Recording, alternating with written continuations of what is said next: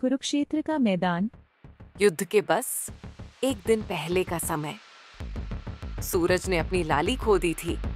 आसमान पर एक अशुभ सन्नाटा छाया था।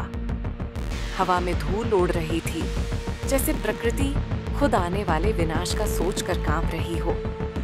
पांडवों का शिविर एक तरफ, कौरवों का दूसरी, और बीच में एक योद्धा जो दोनों का खून था पर किसी का अपना नहीं।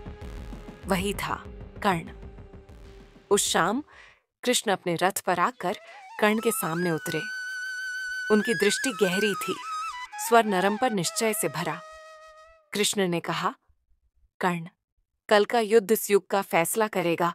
तुम जानते हो, पांडव तुम्हारे अपने भाई हैं। वे धर्म के साथ हैं। मैं तुमसे एक बार फिर कहता हूं, उनका साथ दो। कर्ण ने कृष्ण की आंखों में देखा।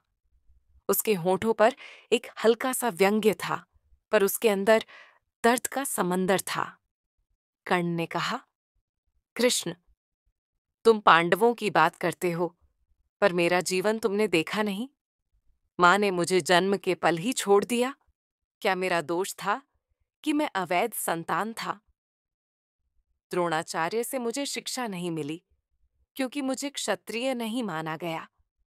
परशुराम ने मुझे अपना शिष्य बनाया, शस्त्र विद्या सिखाई, पर जब सत्य जाना कि मैं क्षत्रिय हूं, तब उन्होंने मुझे श्राप दिया। युद्ध के सबसे महत्वपूर्ण पल पर तुम सब कुछ भूल जाओगे। एक दिन मेरा तीर एक गाय को गलती से लग गया। उसके मालिक ने मुझे श्राप दिया। तुम्हारा रथ उस समय ढंस जाएगा जब तुम्हें जीत के लिए उसकी सबसे ज्यादा जरूरत होगी। द्रौपदी के स्वयंवर में मुझे अपमानित किया गया। और जब कुंती मां ने सत्य बताया कि मैं उनका पुत्र हूं, वो भी सिर्फ अपने अन्य पुत्रों को बचाने के लिए। कृष्ण, जो कुछ मुझे मिला सिर्फ दुर्योधन के दान से मिला। वही एक व्यक्ति था जिसने मुझे राजा बनाया, सम्मान दिया, अपनापन दिया। मैं उसका साथ कैसे छोड़ दूं?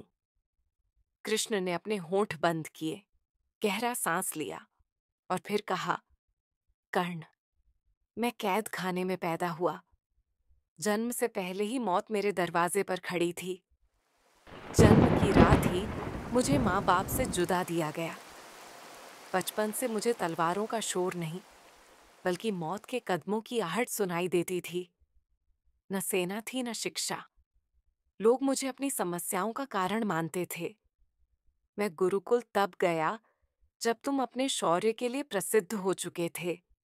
तुमने अपनी पसंद की लड़की से विवाह किया। मैं जिसे चाहता था उससे विवाह नहीं कर सका। मुझे अपने पूरे समाज को यमुना से समुद्र के तट तक ले जाना पड़ा, जरासंध से बचाने के लिए। और इसके लिए मुझे डरपोक कहा गया। अगर दुर्योधन जीता, तुम्हें सम्मान मिलेगा। अगर धर्मराज जीते, मुझे सिर्फ दोष, श्राप और लोगों की नफरत मिलेगी। याद रखना, कर्ण, जिंदगी हर किसी के साथ अन्याय करती है, पर अन्याय का मतलब ये नहीं कि हम अधर्म का साथ दें। सही रास्ता हमेशा कठिन होता है, लेकिन वही तुम्हारी अंतरात्मा का रास्ता होता है। तुम्हारे साथ बुरा हुआ, इसका अर्थ ये नहीं कि तुम बुरा करो। धर्म वही है जो मन के गहरे कोने में सही लगे, चाहे पूरी दुनिया उसके खिलाफ हो। कर्ण ने कृष्ण से कहा, मैं अपने मित्र का साथ नहीं छोड़ सकता। कृष्ण ने गहरी नजर से देखा और बस इतना कहा, तो फिर कर्ण, कल सूरज तुम्हें देखते हुए डूबेगा। और ये शब्द युद्ध के मैदान में सच हो गए। परंतु ये सिर्फ इतिहास की बात नहीं।